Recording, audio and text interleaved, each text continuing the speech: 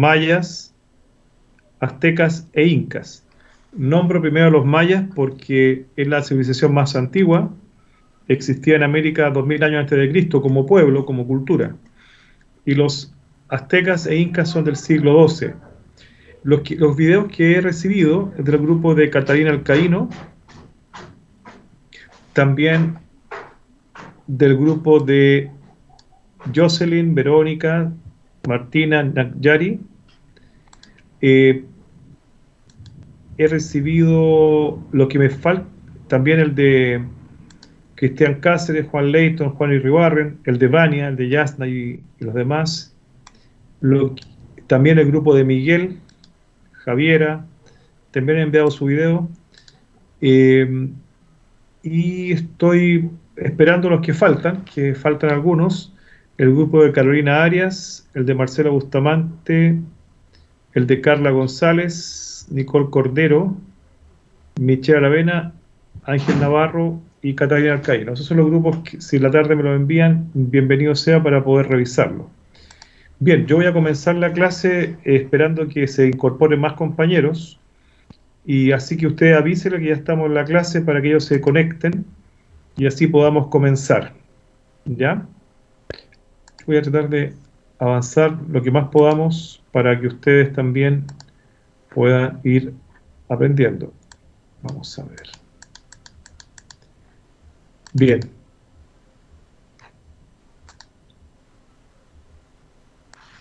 Vamos a comenzar. Si ustedes avisan a los compañeros que ya estamos, que hay muy poco, hay 17, son 50 si no me equivoco ustedes, así que ojalá se conecten los demás.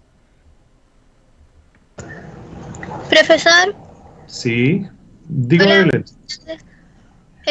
Quería preguntarle si podía grabar la clase, porque Vania no tiene luz y no podrá conectarse a esta clase. Ningún problema, es una buena opción. Vamos a comenzar con los que se encuentran conectados. Muy buenas tardes al segundo año de la carrera de Pedagogía Básica, Convención en la sede Curicó. El curso de Historia de América de Chile, vemos que lo que pasa en América también pasa en Chile. El trabajo que ustedes acaban de terminar o están terminando del video de las civilizaciones, ustedes descubrieron que la civilización inca tuvo un gran impacto en las culturas de los pueblos originarios de Chile, en particular en los pueblos del norte, atacameños y diaguitas, que asimilaron el sistema de cultivo en terrazas. Dentro del territorio de los atacameños y los diaguitas pasó el camino del Inca, se construyeron fortalezas militares llamadas pucarás, hechos de piedra, donde se vigilaba el camino del Inca, y también tambos o posadas donde los correos del Inca, los chasquis, pasaban a descansar y alimentarse para llevar las noticias de lo que ocurría en el imperio, en el Tahuantinsuyo, al Cusco, donde el Inca abría el quipu, nudos de colores, y leía la cantidad de llamas, de hombres, de maíz, etcétera, que había dentro de su territorio.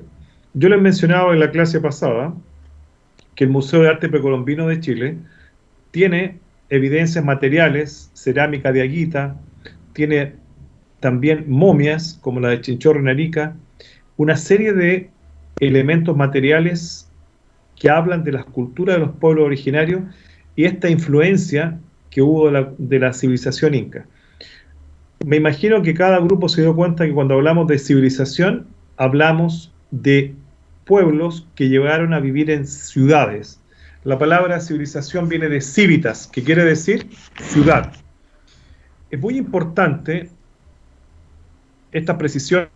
Los incas hablaban quechua y muchos topónimos del norte y centro de Chile son de origen quechua. Por ejemplo, Limache. También decir que nosotros en la zona central, hasta la zona del Maule, llegó la influencia inca. El camino del Inca pasa acá en la zona de la provincia de Curicó por Sagrada Familia. Hay un tambo inca en la zona de Huaquén, en Villa Prat, y también vemos en la zona de la actual región de O'Higgins, cerca de San Vicente de Tahuatahua, hay un pucará inca. También decir que en 1463 en el siglo XV, antes de la llegada de los europeos, hubo una batalla entre incas y mapuches, la llamada Batalla de los Cuatro Soles. Se llama así porque duró 4 días, y en el río Maule los incas no pudieron avanzar. Pero en esta visión que tenemos de los pueblos originarios de América y de Chile, hubo una irrupción de pueblos que venían, hombres con ideas, con artefactos, con animales que venían desde Europa. Hombres que venían con una fe distinta a los pueblos originarios. Hombres que hablaban otra lengua, el castellano. Hombres que venían a buscar oro y plata. Hombres que en un comienzo pensaban que habían llegado a las costas de China o de Japón. Hombres que venían, como el caso de Cristóbal Colón, habiendo leído el libro de Marco Polo, escrito en el siglo XIV, Las maravillas del mundo, donde Marco Polo relataba ciudades con casas y puentes de oro, donde Marco Polo hablaba de la belleza de la arquitectura china, de los perfumes, de la seda, de la porcelana. Todo eso hizo que algunos hombres, como Colón, hombres como Vasco de Gama, hombres como Vasco Núñez de Balboa, que en su imaginario pensaban que estaban llegando a un territorio lleno de oro y plata. Efectivamente había oro y plata en la zona del Imperio Azteca y el Imperio Inca. En ambos territorios, pero había una cantidad de oro importante y de plata. Pero, ¿qué pasó esos hombres que llegaron a América? ¿Qué pasó en Europa? ¿Por qué estos hombres llegaron a América? Acá es muy relevante decir que en el siglo XV hubo una situación muy particular, como fue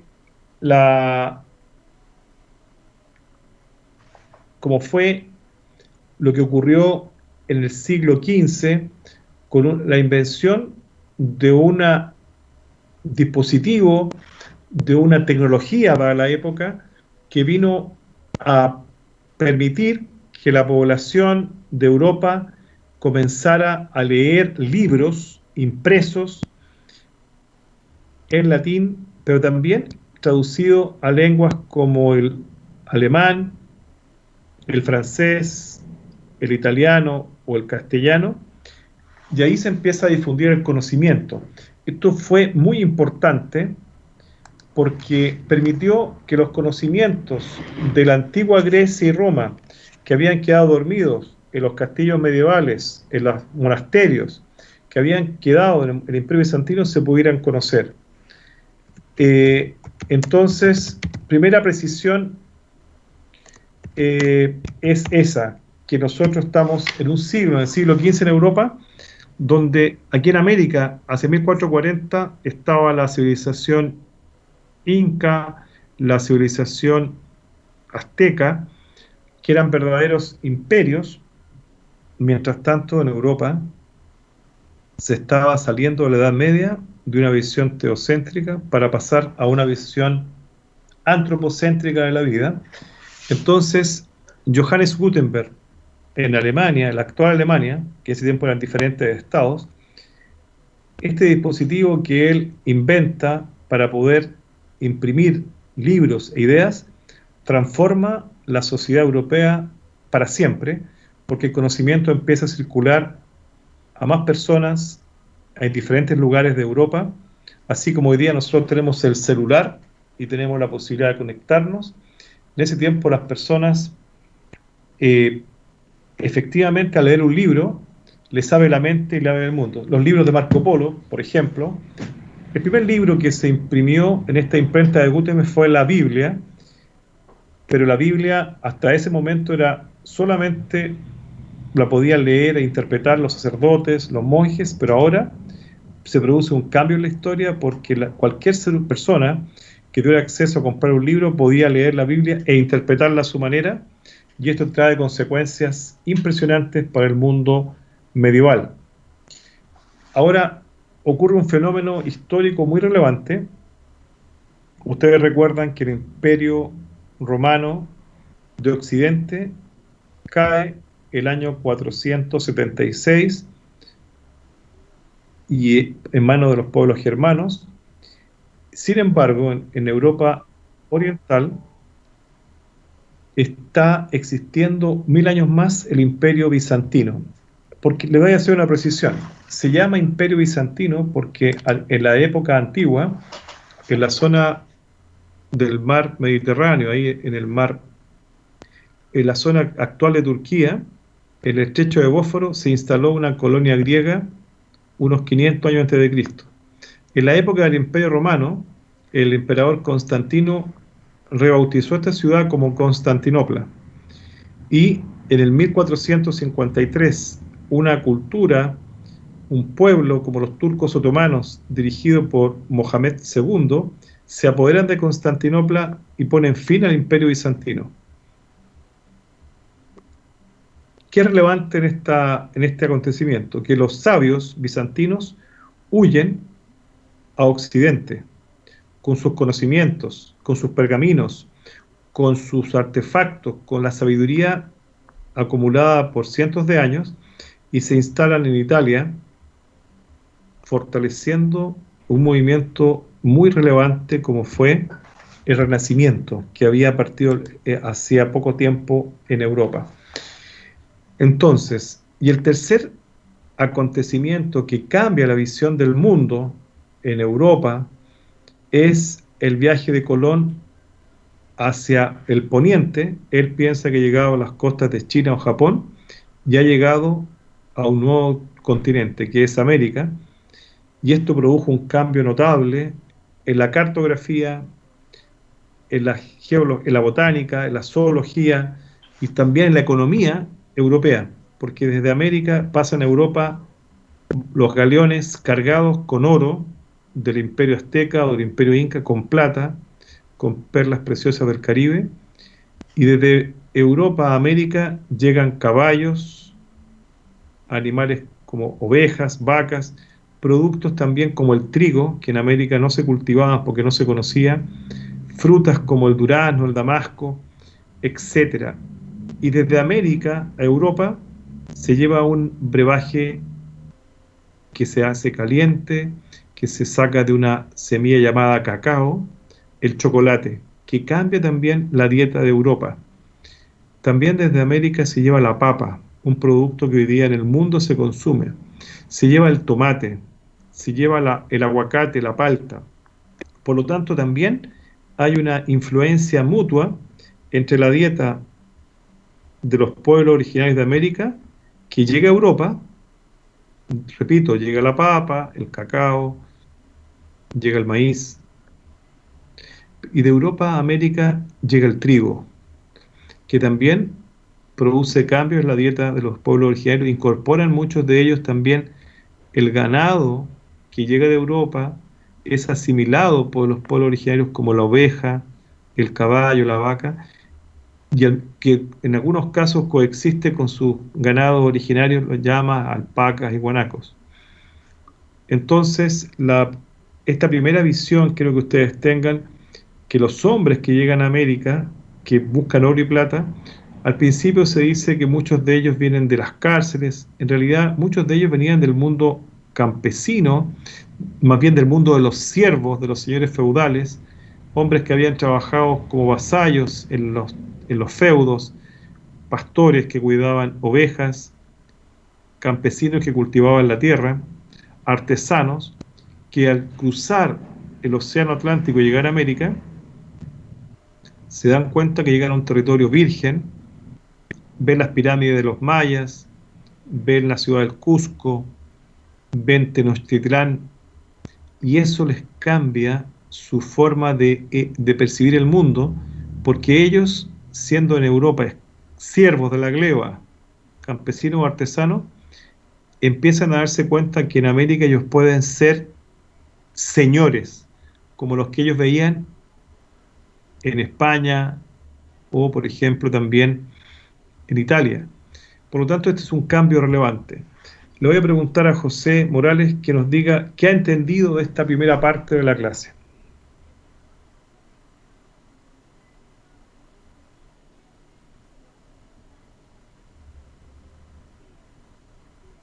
José. ¿Escucha o no? ¿Hay algún valiente que quiera comentar lo que hasta ahora hemos explicado? Belén, Miguel, cualquiera de ustedes son bienvenidos. Martina, usted o cualquiera que quiera participar. Los escucho. ¿Escuchan?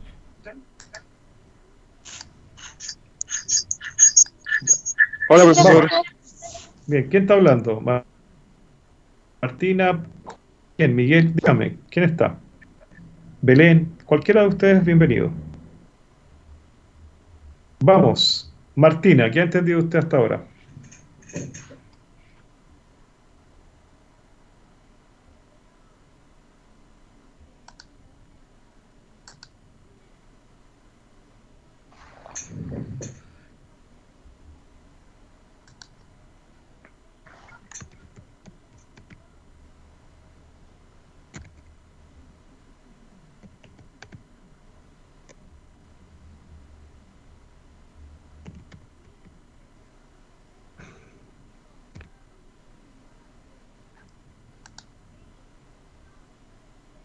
Bien, estoy esperando que Miguel, Belén, cualquiera pueda exponer qué ha entendido de esta primera parte de la clase.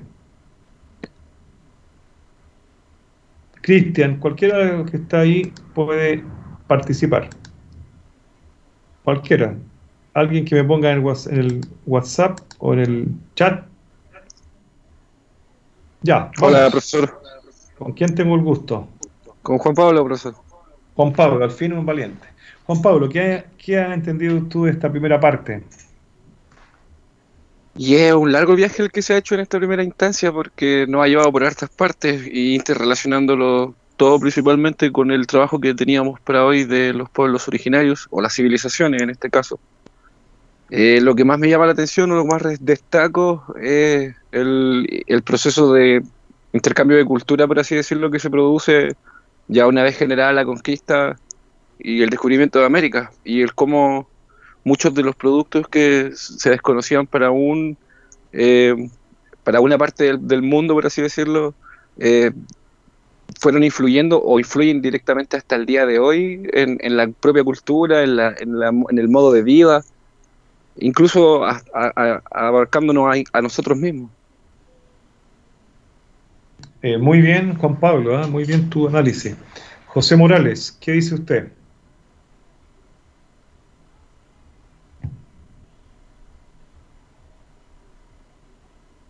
¿Alguien más? Cristian, Belén, cualquiera de los que está conectado que quiera participar es bienvenido.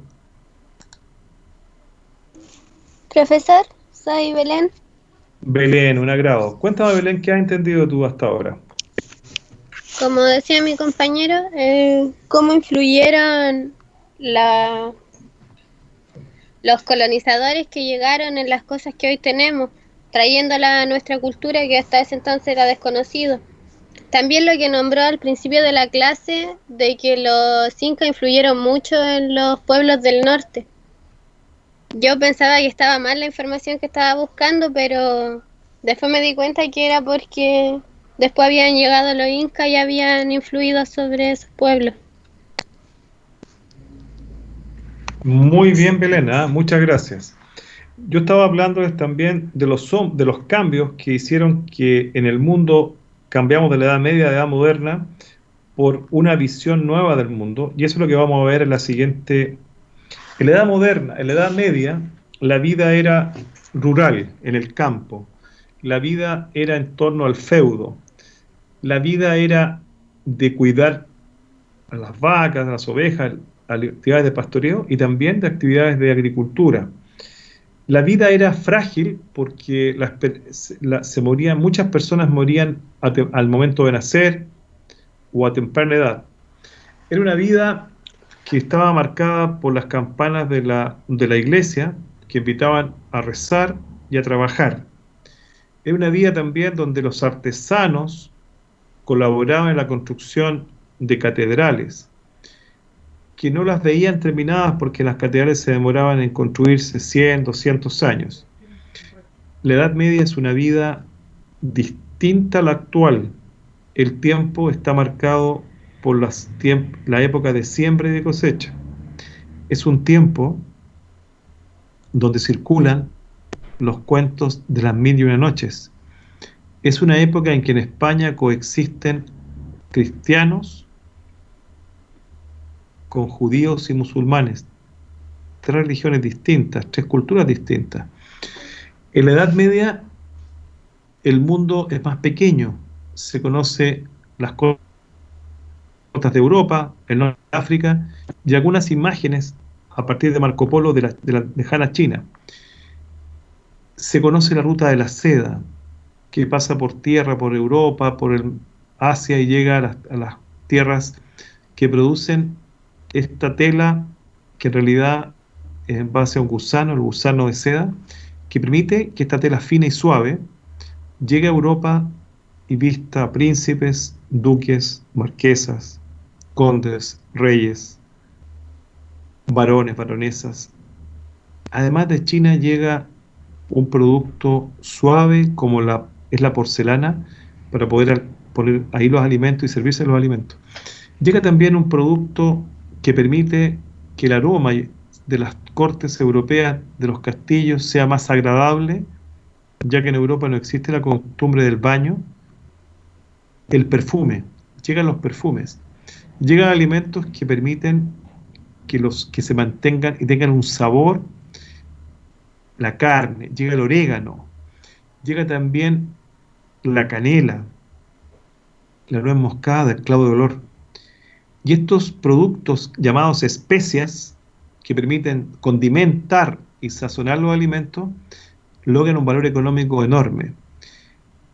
También llega un producto nuevo que se usaba para los fuegos artificiales en China, que es la pólvora, que en Europa la usan para la artillería, para la guerra, para los cañones. Le estoy diciendo esto porque el cambio que se produce en la edad moderna es muy grande. Es un cambio donde ahora ya la vida no circula como antes en torno al feudo. Circula en ciudades como Florencia, Génova, Milán, en ciudades donde se desarrolla un comercio activo, donde surgen nuevos grupos sociales que se dedican al comercio y a los bancos, al préstamo de interés, que es la burguesía.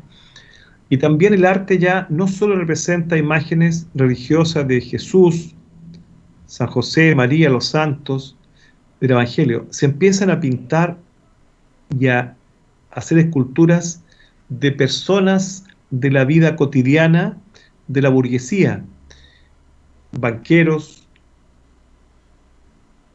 grandes comerciantes, y las pinturas empiezan a reflejar a personas de esta clase social emergente que coexiste ahora con la aristocracia terrateniente. Por tanto, el arte se hace más urbano y mundano. Como les decía, también en la Edad Media no existían los bancos comerciales como los conocemos hoy. Sin embargo, en el Renacimiento y la Edad Moderna surgen los bancos comerciales que prestan dinero con interés. La usura, que es condenada en la Edad Media, el prestar con interés, ahora es permitida, legalizada. Y si tú quieres tienes una deuda, firmas letras de cambio a favor del banco, y si no las puedes pagar, te quitan la tierra o los animales y quedas en la pobreza. También decir que en este periodo surge la idea del progreso. Con la razón y la ciencia se piensa que la humanidad va a progresar y esto no va a tener nunca un fin. Sin embargo, la Primera Guerra Mundial fue la gran crisis de la idea del progreso, porque la razón, la ciencia y la tecnología se volvieron contra el hombre. Millones de personas murieron por armas químicas en la Primera Guerra Mundial, por bombardeo de la Fuerza Aérea, por los submarinos, etc. Como les decía, el tiempo tiene un valor económico. El tiempo es oro. Y en las plazas de Milán, de Génova y de Florencia empieza a darse cuenta que el dinero el tiempo que se demora una persona en pagar un crédito tiene un valor. También hay avances en la ciencia y la tecnología. Un astrónomo italiano, Galileo Galilei, usando el telescopio, observa los planetas y plantea que la Tierra se mueve. El tribunal de la Inquisición lo llama, lo juzga, y él está a punto de ser condenado a la hoguera, a morir quemado, y su hija, que era religiosa, habla con él en la noche y le dice: papá, retráctate, di que estás equivocado. Cuenta la anécdota, o la leyenda más bien, más que historia, es leyenda, que cuando está ante el tribunal de la Santa Inquisición, Galileo Galilei dice que lo que ha planteado de que la Tierra se mueva es un error. Con esto salva su vida. Sin embargo, en sus escritos, él demuestra que la Tierra es un planeta que tiene un movimiento de rotación y de traslación. Esto también es complementado por Nicolás Copérnico, este astrónomo polaco que sostiene, a diferencia de la Edad Media, que se decía que la Tierra era el centro del universo, acá Copérnico dice que la Tierra gira alrededor del Sol, que es un planeta de los planetas que giran alrededor de la estrella llamada Sol. Entonces, cambia la visión del mundo. La belleza ahora está vista en el cuerpo del hombre, de la mujer. La escultura y la pintura reflejan en los desnudos de los pintores y escultores como Miguel Ángel Buonarroti, Leonardo da Vinci, Rafael Sanzio. Muchos pintores y escultores destacan la belleza y la armonía del cuerpo humano, masculino y femenino, y también empiezan a estudiar. Miguel Servet, un científico, estudia la circulación de la sangre. Otros, como Da Vinci, estudia el cuerpo humano para poder pintar mejor sus obras, reflejar mejor la realidad del cuerpo humano, como también investiga el movimiento de los pájaros para hacer naves de volar. Es una época donde hay un cambio rotundo y surge una visión humanista que se expresa en la literatura. Por ejemplo, William Shakespeare con sus obras Hamlet, Romeo y Julieta. También Cervantes con el Quijote, Lope de Vega con La vida es sueño, Calderón de la Barca, perdón, con La vida es sueño, y una serie de escritores, pintores, escultores y también gente vinculada a la ciencia, hacen que esta época sea distinta a la anterior. Dejo una pregunta para Paula. ¿Qué elemento de la edad moderna a ti te llama la atención?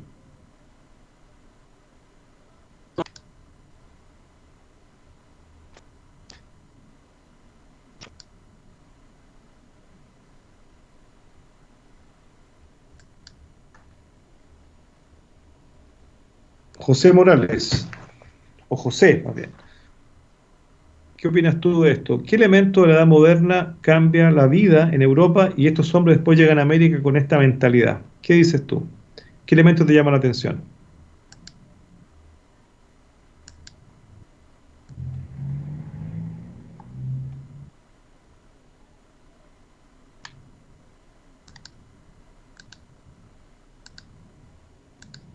No escucho nada. Si alguien, por favor, que quiera participar.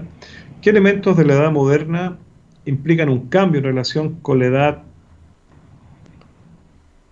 medieval, con la edad media? Creo que habla Sí. Martina. Martina. El cambio que se da con la integración de como por si también los avances que realizaron en estudios, como los estudios de anatomía y todos esos descubrimientos que se fueron realizando pues, en la ciencia, lo que describía Galileo Galilei bien.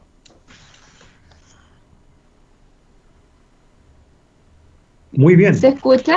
Sí, ahora se está escuchando. Ahora repite lo que tú decías recién, por favor. ¿Se escucha, no? Sí, Es se que tengo escucha. mal el internet, No, no sé pues si se se escucha. escucha, se escucha. Ya, es que se pega. Oye, recuerdan, Martina, recuerden todos que la universidad ofrece becas de conectividad que ustedes pueden postular vía dirección de escuela para que la universidad financie el servicio de conectividad con la empresa que llegue al lugar donde ustedes viven. ¿Sabían eso, Martina? Sí, es que el problema es que en T no es mala la señal, profe. Ah, mira. Bueno, lo que tú decías, repítelo por favor. Que en el fondo el cambio que vivió la sociedad con la integración de nuevas cosas, como por ejemplo la pólvora, que fue fundamental para el cambio en temas bélicos, la porcelana, el perfume, que también eso también lleva como a cambio como en la forma de vivir de la gente, po. También los avances que se realizaron en ciencia, en tecnología, lo del Galileo Galilei, también los avances de anatomía, los descubrimientos que se realizaron al hacer estudios de cuerpo y cosas así. En arte también se dejó en arte y religión se dejó de basar tanto, eh, tan estrictamente en eso, sino que también se tomaron los modelos del hombre y cosas así. Sí, y algo muy importante de lo que tú has dicho, que hay una nueva visión de la vida y del mundo. Es una visión antropocéntrica. O sea, ahora el centro de los estudios no es Dios, no es la vida de los santos, no es la Biblia, sino que es el hombre, la mujer, el ser humano, y por eso hay estudios de anatomía. Da Vinci compra cuerpos que han fallecido en estas llamadas morgues, y en estos cuerpos estudia la circulación de la sangre, los músculos, y de esa manera, para reflejar en su pintura y en las obras de arte en general que realiza, una, un arte mucho más, comillas, científico. Lo mismo hace Miguel Ángel Buonarroti cuando le llega un trozo de mármol y él dice, aquí está el David. Y él esculpe el cuerpo de David, este joven que con una honda derrota a Goliat. Él esculpe, pero lo esculpe como un atleta. Lo mismo cuando Miguel Ángel esculpe a Moisés o a cualquier personaje de la antigüedad, lo esculpe con los músculos, con una claridad meridiana. Es interesante cuando Miguel Ángel Buonarroti pinta el techo de la Capilla Sixtina, pinta la creación, pinta un Dios desnudo, que de su mano sale un hombre llamado Adán, pinta de una manera muy natural, muy armoniosa, y el Papa Julio II, que es el que le encarga, el Papa le encarga a él la, el trabajo de hacer esta obra de pintar la Capilla Sixtina. Cuando el Papa va a combatir contra los enemigos del papado, que es un Papa guerrero, Julio II, y al volver de cada batalla, le pregunta a Miguel Ángel cuándo va a terminar de pintar el techo de la Capilla Sixtina, y Miguel Ángel le contesta al Papa cuando termine. Esto que estoy diciendo, que puede ser anecdótico y obvio, muestra la tensión que había entre el Papa guerrero, un Papa militar, con un artista renacentista. La venganza, esta tensión llegó a tal punto que cuando Miguel Ángel pinta el techo de la Capilla Sixtina, termina de pintar, cuando pinta el infierno, entre los rostros del infierno pone el rostro de sus principales enemigos en el arte y en la época en Roma y en Italia, y pinta el rostro del Papa Julio II. ¿Por qué les cuento esto? Porque la visión que uno tiene del Renacimiento, hoy hay elementos de continuidad. Nosotros vemos que hoy día la banca comercial, los bancos existen, hay bancos en Chile, Scotiabank, Itaú, Santander, Banco Estado, Banco BCI, etcétera, etcétera. Estos bancos mantienen las prácticas que nacen en el siglo XV. Si ustedes piden un crédito de consumo, nos cobran un interés. Un crédito hipotecario nos cobra interés. O sea, el dinero que se presta en el tiempo, uno paga un interés y eso se llama usura. Un ejemplo, en la crisis de pandemia, el gobierno pidió que las empresas que no pudieran pagar sus sueldos a los trabajadores, que no los despidieran y que el Estado pagaba esos sueldos. Sin embargo, una de esas empresas, Cencosud, se acogió a la ley de no pagar ellos los sueldos, sino los paga el Estado. Sin embargo, el 30 de abril se repartieron 262 millones de dólares, 262 millones de dólares en utilidades a sus accionistas y se fijó a su directorio, a los miembros del directorio, un sueldo de 12 millones. O sea, esa contradicción que hay, por eso que hay una condena ética a la usura y a no ponerse en el lugar del trabajador que recibe un sueldo mínimo y con comisiones llega a 700.000 pesos. Una persona que trabaja en este grupo, una vendedora, lo comentaba hace días. O sea, tenemos un elemento de continuidad en el tiempo, que es la banca comercial con la usura, con el préstamo de interés, que nace en el siglo XV y estamos en el siglo XXI, o sea, ya más de 500 años. También el capitalismo comercial nace en el siglo XV, XVI, y tal como decías, Martina, ahora la razón y la ciencia vienen a buscar explicaciones a la sociedad, al cuerpo humano, a los animales, a los planetas, por lo tanto hay un elemento nuevo. Hay un importante aporte que hace el español Miguel Servet, que estudia el cuerpo humano y descubre la circulación de la sangre. Este descubrimiento lo iba a llevar al Tribunal de la Santa Inquisición y probablemente a la hoguera, a la muerte. Por lo tanto, él huye desde España a Francia y se refugia después, finalmente, en Suiza, en Ginebra, y lamentablemente ahí fue juzgado por los calvinistas, que eran protestantes, fanáticos, y lamentablemente quemaron en la hoguera a Miguel Servet. Es decir, el pensamiento, el libre pensamiento que estaba surgiendo ahí también en ese periodo, tuvo un costo altísimo para algunos de estos hombres. Por ejemplo, Miguel Servet, y en el caso de Italia, Giordano Bruno, tenía un pensamiento, un pensador que tenía una visión racional de la sociedad y de la vida, y también fue condenado a la hoguera. Hay otros hombres, como Erasmo de Rotterdam, un humanista, que estudió los antiguos textos griegos y romanos, y él planteaba en su tesis que nada de lo que es humano me es extraño.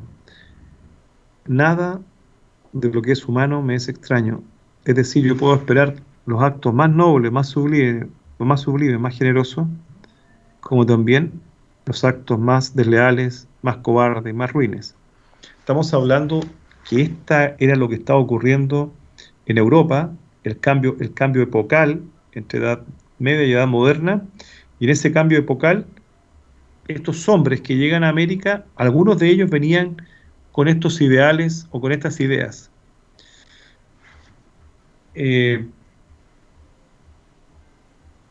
Yalitza, por favor, si es posible, lea lo que dice esta transparencia. Yalitza Miranda. Guerrero. ¿En qué parte, profesor? Estado moderno, dice ahí. Estado moderno. Las monarquías nacionales se imponen sobre el poder de los señores feudales. Los reyes establecen alianzas políticas con el Papa y la burguesía. Ejemplo, en España los reyes Isabel de Castilla y Fernando de Aragón, los reyes católicos, tuvieron el patrocinio del Papa y el respaldo financiero de la burguesía comercial. Perdón. Si ustedes se dan cuenta, ya estamos llegando a hablar de la monarquía nacional, en este caso España, que en la Edad Media no existía como España porque estaba el reino de Castilla, el reino de Aragón, el reino de Italia y las dos Sicilias. Esta monarquía se convierte en Estado moderno y nace el Estado español cuando los reyes Isabel de Castilla y Fernando de Aragón se casan, ella reina de Castilla, él el rey de Aragón, juran lealtad al Papa, el Papa los apoya, la burguesía comercial los financia, y en la guerra de reconquista de España logran derrotar a los árabes, que estaban 700 años instalados en España, igual que los judíos, son expulsados, y recién ahí ellos deciden apoyar el proyecto de Cristóbal Colón, que sostenía que navegando hacia el oeste se podía llegar a las tierras de Cathay, China, y Zipango, Japón. Por lo tanto, tenemos aquí el nacimiento del Estado moderno español con un matrimonio, como les digo, entre el Reino de Castilla y el Reino de Aragón, con el apoyo del Papa, el apoyo de la burguesía comercial, que financian la guerra contra los moros, los musulmanes, y en agosto de 1492, el 3 de agosto aproximadamente, en Santa Fe de Granada,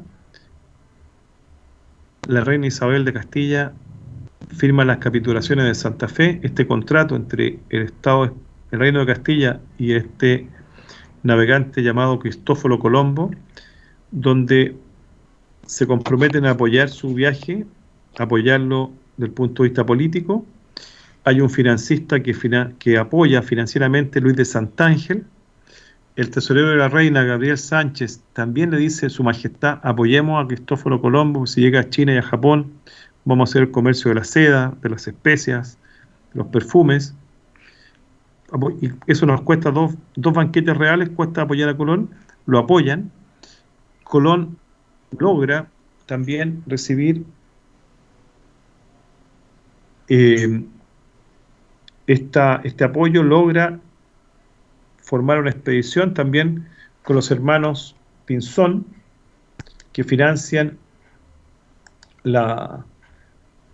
digamos, los barcos, la Pinta de Anillo de Santa María, y ahí se produce el puente, yo diría político, económico, que permite la expedición hacia el oeste por el Océano Atlántico y hace que España logre llegar a este continente que era desconocido por los europeos, excepto para los vikingos que habían estado en la isla de Terranova, en Canadá actual, y los chinos por el lado occidental del Pacífico, oriental del Pacífico, habían llegado el año 1000, pero ninguno se había, ni los chinos ni los vikingos se establecieron con ciudades o comercio. Por lo tanto, no estaba en la cartografía, no existía el mapa de América del Norte, hasta que el navegante italiano Amerigo Vespucio dibuja un mapa, incluye estas tierras, y el cartógrafo alemán Martin Weissmuller bautiza las tierras que ha dibujado Amerigo Vespucio como América.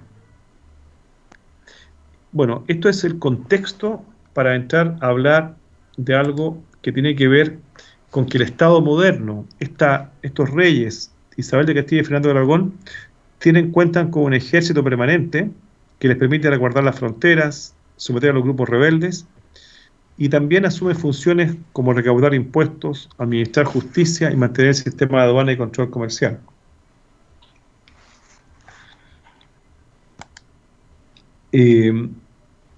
Cristian Cáceres, me gustaría que usted nos explicara qué ha entendido de la formación del Estado moderno que permite que exista un Estado moderno. Yo le di varias cosas. Por un lado, esta diapositiva, si la puede leer, por favor.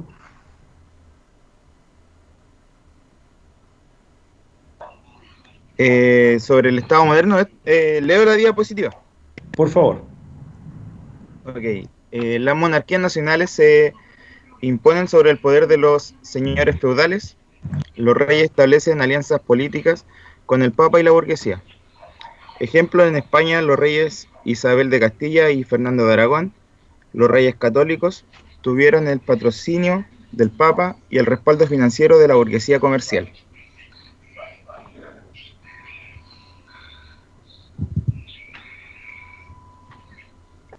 Lee esa, por favor.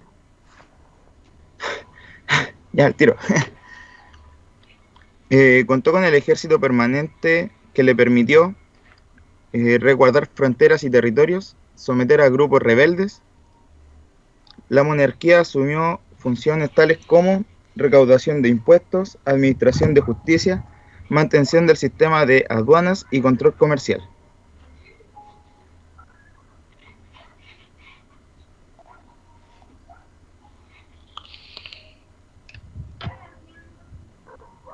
Muy bien, Cristian. Entonces, lo que yo quería mostrar, que tú tomaras conciencia de todo el curso, que en España existe un Estado nacional o Estado moderno, cuando los reyes Isabel de Castilla y Fernando de Aragón se casan, se unen, tienen el apoyo político del Papa y el apoyo económico de la burguesía, pero ellos tienen, ¿cómo logran ellos derrotar a los señores feudales? Imponerse, y a los árabes y a los judíos, con un ejército permanente. Y este ejército les permite cuidar sus fronteras y territorios y someter a grupos rebeldes, en este caso expulsar a los que habían dominado España durante 700 años, a los árabes, a los moros.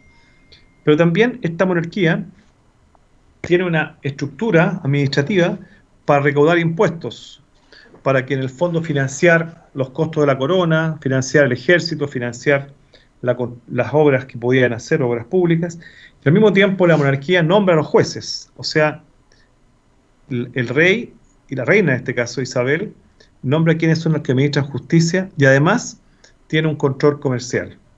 Es decir, eso permite lo que vamos a ver a continuación. Si alguno de ustedes está observando esta diapositiva, ustedes se van a dar cuenta que tiene varios elementos que hay que empezar a rescatar. Estoy mostrando esta diapositiva donde aparecen las razones por qué los europeos llegan a este territorio que hoy conocemos como América, y aquí hay un elemento clave.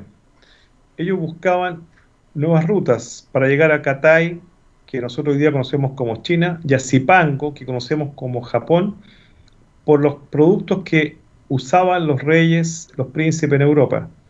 Las especias, la seda, los perfumes, la porcelana, el papel y la pólvora, entre otros.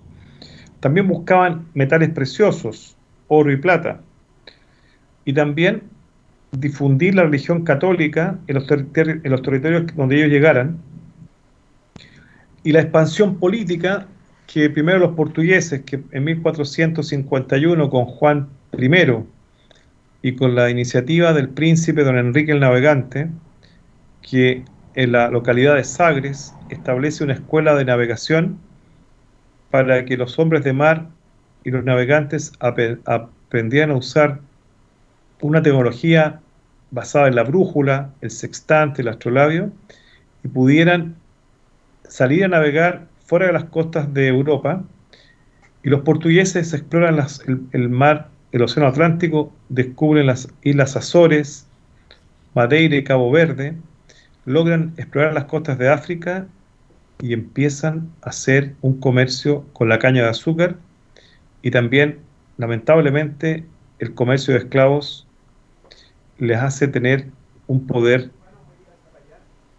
que no tenían en la Edad Media. España se incorpora en 1492 con la expedición de Colón, que llega a lo que hoy es América, y de esa manera, estas dos potencias que nacen gracias a la navegación, Portugal y España, empiezan a extenderse lejos de las costas de Europa, y en el caso de España llega a la conquista del imperio azteca, cuando Hernán Cortés se apodera de Tenochtitlán y se apodera de Moctezuma, y acumulan estos metales preciosos que eran oro y plata. Y en el caso del imperio inca, Francisco Pizarro y Diego de Almagro atrapan a Atahualpa, piden un rescate de oro y plata, y en 2 o 3 días se llenan unas habitaciones con oro, y sin embargo dan muerte a Atahualpa. Y esto viene a reflejar que no fue un descubrimiento, como dicen los textos escolares, fue un encuentro de dos mundos o un choque cultural que hacen que los pueblos originarios, las civilizaciones inca y azteca, que no tenían armas de fuego, que no tenían caballos, sean dominados por un puñado de conquistadores que tenían esas 2 o 3 grandes ventajas: el caballo, armas de fuego, y que tenían otra visión de la vida. Miguel Alarcón, me gustaría escuchar qué has entendido tú de esta segunda parte, o tercera parte en realidad, de la expansión europea. ¿Cómo está, profesor? Buenas tardes, Ponga la cámara, compañeros. yo voy a prender la cámara para que nos veamos. Veamos si puede Sí. captarme. Eh, ya, ¿Qué a años ver. Bueno, los primeros minutos no estuve muy atento porque estaba haciendo unas cositas y claro, y ahora como usted decía sobre la expansión de los españoles hacia América, eh, el rol que tuvo Pizarro, pero también antes que él llegó eh, Calvo, algo así, llegó Pedro Calvo, me parece, ¿o no? Claro, Que en el Imperio Azteca, Hernán Cortés, y y en el caso Diego de Almagro, de antes que Diego de Diego, Almagro. Diego de Almagro ¿Mm? y Francisco Pizarro conquistaba el Imperio Inca, y antes que ellos había pasado por el sur buscando un paso entre el Océano Atlántico y el Pacífico, el navegante portugués Hernando de Magallanes. Claro, igual, y lo otro que me queda dando vuelta, o sea, los españoles cuando llegaron a descubrir nuevas tierras, claramente fueron auspiciados por sus reyes, pero también la Iglesia Católica igual juega un rol importante ahí, ¿cierto? Claro, porque En el auspicio, el apoyo, porque piensa tú que exacto. en la diapositiva anterior que mostramos, que está más acá, a ver si la No, tengo, espérate, aquí, en esta dice, los reyes establecieron alianzas políticas con el Papa y la burguesía. El ujú, Papa Alejandro VI fue el que escribió la bula Interchetera, donde repartía el mundo entre portugueses y españoles.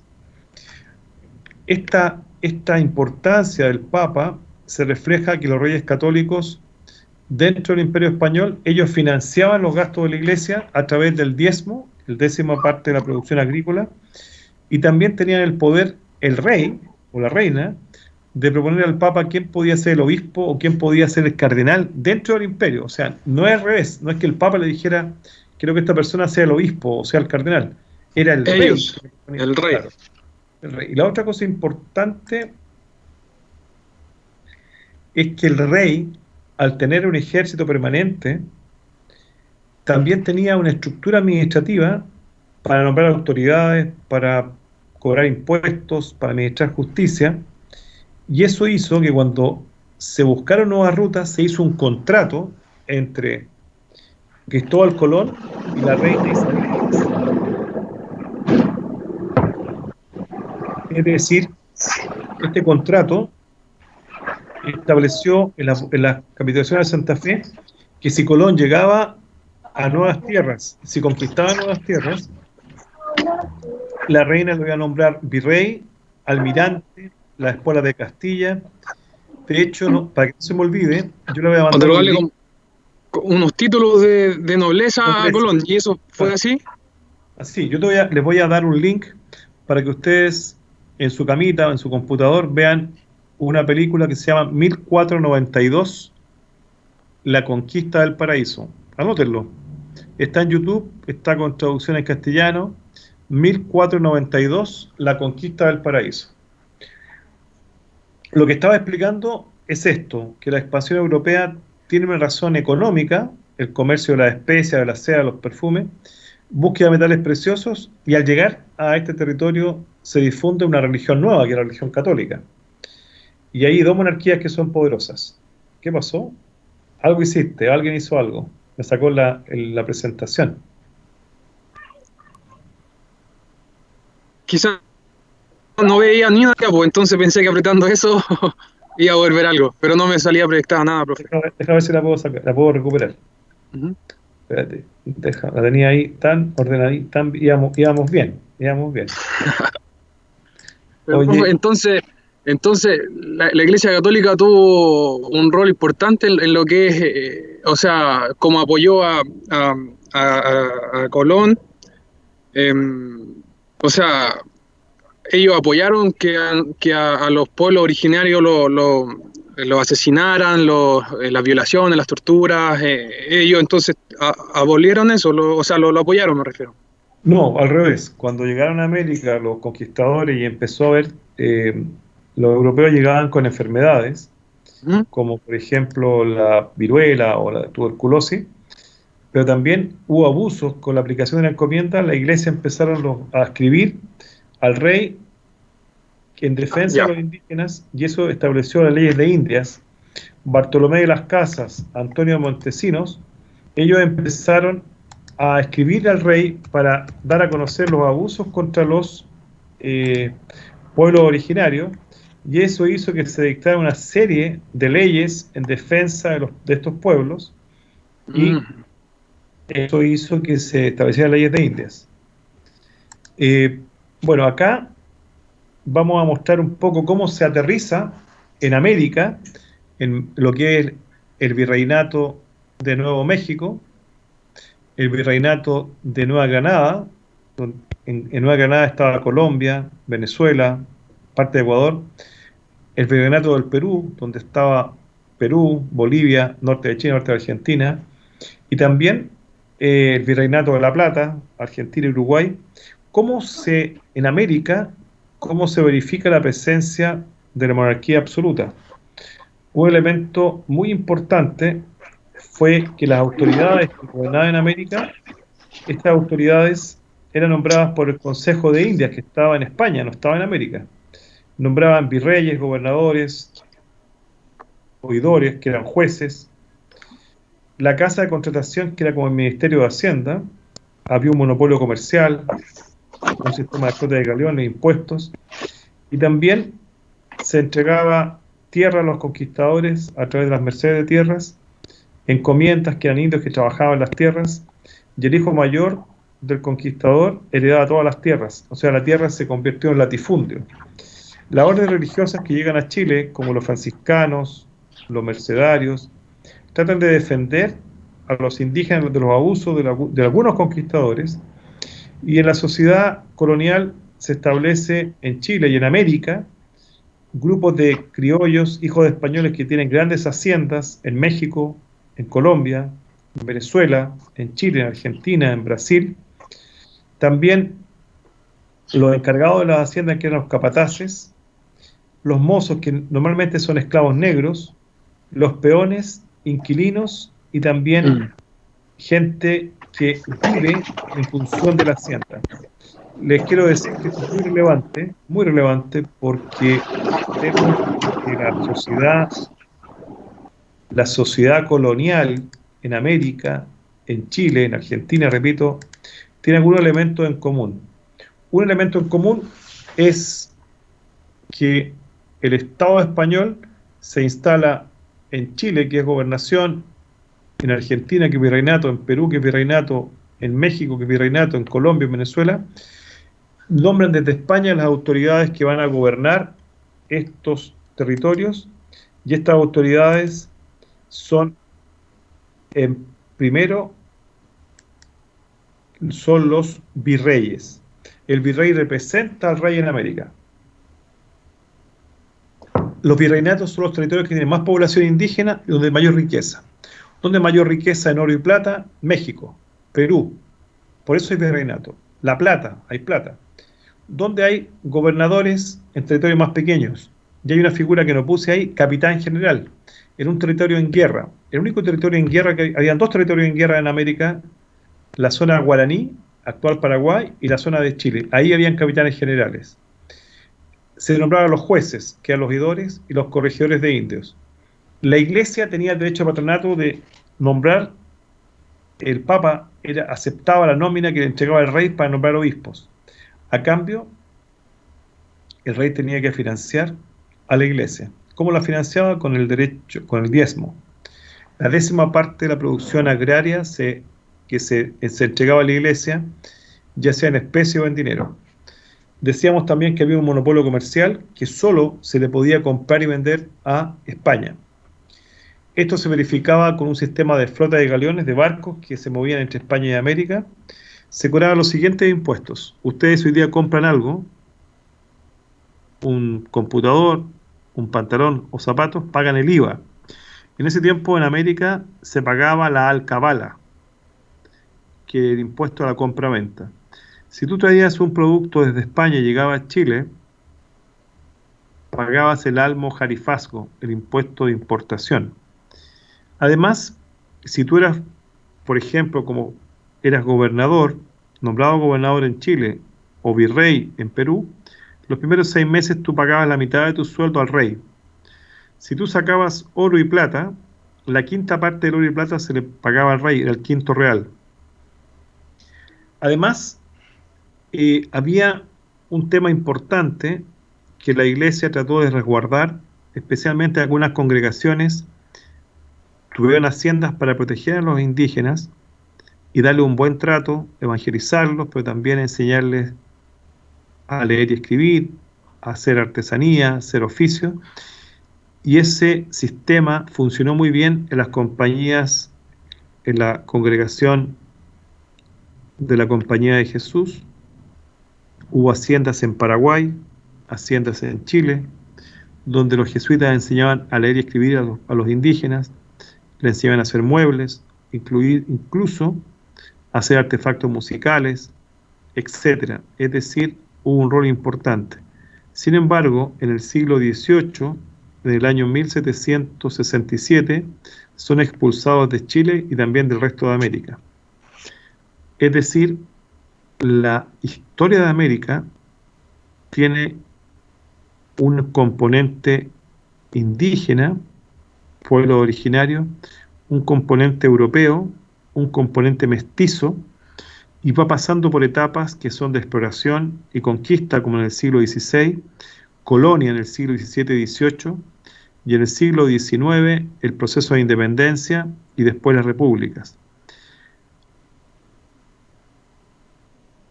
¿Hay alguna pregunta? ¿Algún comentario? Dejamos abierto el micrófono para que los que puedan comentar o preguntar lo hagan ahora.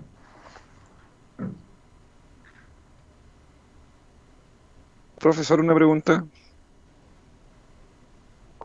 Sí, Juan Pablo. ¿Juan Pablo? Sí, los terratenientes ¿en qué proceso, en qué de todo esto, como avanzar entre los siglos, estaban ubicados? El concepto de terrateniente se habla ya en el caso de Chile, en el caso de Argentina y en el caso de Perú, de México.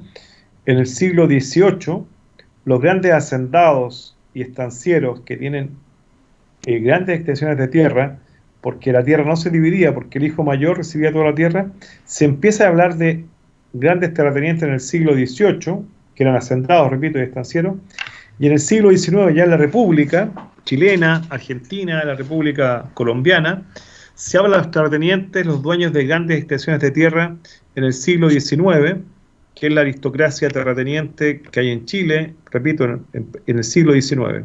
Es buena tu pregunta porque los terratenientes en Chile, Argentina, Colombia, México, Venezuela, se relacionan con la actividad agraria y minera. Y los que trabajan para ellos, uno piensa siempre que son, a veces los capataces eran esclavos negros que vivían en la misma casa o cerca del hacendado, tenían ciertos privilegios, igual que los mozos. Los que vivían más mal eran los peones, los gañanes, los que trabajaban al día. Los inquilinos vivían un poco mejor porque vivían dentro de la hacienda, pero también habían estos hombres libres, repito, los gañanes que iban de hacienda en hacienda trabajando, que tenían inestabilidad. En resumen, terratenientes son dueños de grandes extensiones de tierra. El origen de esto viene con las mercedes de tierra del siglo XVI, se empieza a consolidar en el siglo XVII, ya en el siglo XVIII los terratenientes están, ya diría yo, con todos los poderes económicos y basados en la agricultura y en la ganadería. Gracias, profesor. ¿Alguna otra pregunta o comentario? Aprovechen de preguntar, que nos quedan 2 o 3 minutitos. Pocos alumnos veo hoy día, será el día viernes, pero de 40 y tantos veo 16 conectados. Espero que los demás se empiecen a conectar para que no tengan problemas con su aprendizaje. Profe, consulta con respecto a eso. ¿sí? Tengo entendido que lo que es la asistencia ya, o sea, no corre este semestre. ¿Es así, cierto? Mira, voy a confirmarlo porque no sé exactamente, me imagino que no, pero lo voy a confirmar. No quiero darte una respuesta así responsable porque no, voy a Claro. confirmar. Lo Sí. importante, sí, yo creo para los que están escuchando, ustedes que son fieles ahí, los 20 que están, a los otros 20 que no están, es importante que asistan a estas sesiones, aunque sea de una hora. Y el próximo viernes vamos a reunirnos a las 3 de la tarde, de 3 a 4. La idea, yo les voy a subir también, o sea, les sugiero que el link, busquen la película 1492, La Conquista del Paraíso. Es una película que hay que ver para este curso. Y también la película La Misión. Son dos películas que les recomiendo ver, para que así le digan, yo también lo voy a poner en el aula virtual, que vean las películas para que puedan entender qué pasó en este encuentro o choque cultural entre el mundo europeo y el mundo indígena americano. Primero ver 1492, La Conquista del Paraíso, que me parece una película muy relevante, muy interesante. La otra película, La Misión, que muestra la misión de los jesuitas en el Paraguay, que también ahí Paraguay, en una zona de las misiones, pasan de pertenecer a España a pertenecer un parte de ese territorio a Portugal, y los portugueses practican directamente la esclavitud. Por lo tanto, todo lo que la congregación jesuita había logrado con los indígenas guaraníes, lamentablemente se pierde por el cambio político que ocurre en ese momento. Así que yo les invito a que conecten a sus compañeros, que se conecten con las clases para que podamos ir avanzando. Voy Profesor, a... yo creo que igual los compañeros quizá a lo mejor no se puedan conectar, pero después aún así igual descargan el video y igual he Perfecto, notado que hay perfecto. compromiso en parte de eso, para Muy que no bueno, se preocupe. muy bien, ¿no? Me interesa que todos aprendan. Ujú. Claro. Entonces, como tarea, primero, ver la película 1492, La Conquista del Paraíso. Yo les voy a enviar como dos o tres preguntas o cuatro, yo creo, del contenido de la película, para que ustedes entiendan cuál es el foco. Y la otra película que les invito a ver es La Misión. En la primera trabaja, el actor principal es un francés, Gerard Depardieu, y en la segunda, en La Misión, el actor principal es Robert De Niro. Son películas de hace años atrás, pero tienen un valor histórico, el argumento, el guión es interesante. Así que si hay alguna otra pregunta, pueden hacerla ahora.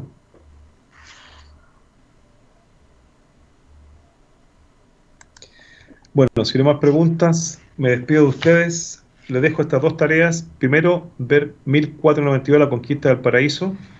Y segundo, ver La Misión, para que también los compañeros que no están conectados la puedan ver. Y espero que tengan un buen fin de semana. Yo me toca ahora conectarme con otro grupo en unos minutos más. Así que un abrazo afectuoso para cada uno de ustedes, a cuidarse mucho en esta pandemia, y ojalá que más temprano que tarde nos podamos encontrar presencialmente, ojalá el segundo semestre cuando esto esté más controlado. Un abrazo grande a todos los que estuvieron conectados y a los que participaron. Veo por ahí a Javiera Calderón. ¿Está por ahí Javiera, no? Profesor, sí, Me alegra escucharlo. Ustedes recibí el primer sí, me video. costó ingresar un poco. Sí. Oye, pero recibí el video de ustedes, el primer video que recibí la semana. Así que muy bien.